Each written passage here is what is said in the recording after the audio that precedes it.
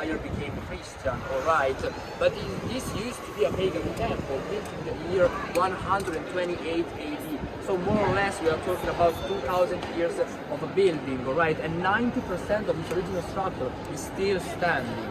It's amazing. From an architectural point of view, this building is a marvel, absolutely marvel, starting from these huge columns made of Egyptian granite. They were brought in Rome from Egypt, and each of these pillars weighed 50 tons. So it was kind of difficult, right, to carry them from Egypt to Rome. Then the walls are 6 meters thick. And as you can see, there are some arches inside the wall. These arches were added by the ancient engineers to, make the structure stronger, because it's so heavy that without these arches, it would simply collapse under the pressure of its own weight. But the most interesting architectural element of this temple/church, is the dome. We can't really see it from here because it's not really high, it's just wide, alright? But it's the second widest dome in the world. It's second only to the dome of Florence, the Brunelleschi's dome. This one is 44 meters of a diameter, the one in Florence is 50 meters of a diameter, so it's 6 meters wider than this one. But it took 1,200 years to the Florentine people to beat this record, alright? And then this is one of those cases where the size doesn't matter, because the most interesting element of this dome is not its structure, it's not its size, but it's its structure, because usually all the parabolic structures, like domes, have a keystone in the middle, and the keystone it keeps everything together, alright? But here you don't have any keystone.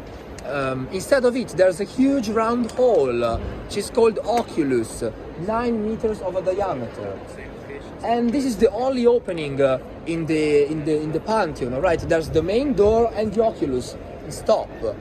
The fact is that when this temple was transformed into a church, the medieval people truly believed that this was a sacred place, because they noticed that if there was a mess inside and it was raining outside, no water drops never reached the floor.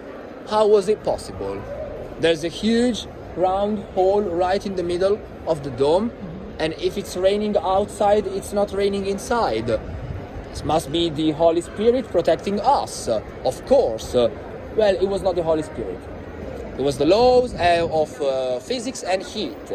Because, back then, churches like the Pantheon were not illuminated by electricity. There were candles, torches, and oil lamps. And all these torches and oil lamps produced the heat, a lot of heat, and the heat went up. It concentrated right around the oculus, the only opening in the church. So up there, it was so hot that all the water drops simply evaporated, never reaching the floor. Nowadays we have electricity, so when it rains, the Pantheon gets flooded, alright? That's why we added 22 holes in the floor to drain the water out and prevent this kind of incidents.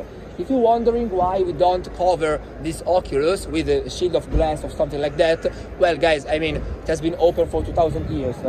It's a bit late to wake up now and and cover it. Then there's another reason which is more technical and scientific. The fact is that if you add some extra weight on the dome, even if it's only a shield of glass, the whole structure would collapse, alright? So it's better if we keep it open. Any question about the Pantheon? Alright, let's go to